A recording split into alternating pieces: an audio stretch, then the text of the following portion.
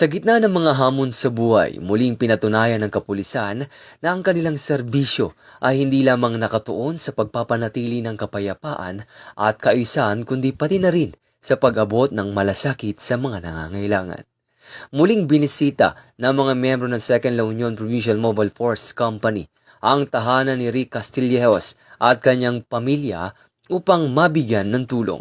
Sa kanilang pagbisita, nagatid ang mga pulis ng mga pangunahing pangangailangan kabilang ang isang wood-burning stove, school uniforms, sapatos sa kanyang mga anak, lalong-lalo na ngayong pasukan. Makikita ang taos-pusong pasasalamat sa mga ngiti ng pamilya habang tinatanggap ang mga tulong na kahit papano ay makakagaan sa kanilang pamumuhay at magbibigay ng inspirasyon sa mga batang magpatuloy sa kanilang pag-aaral.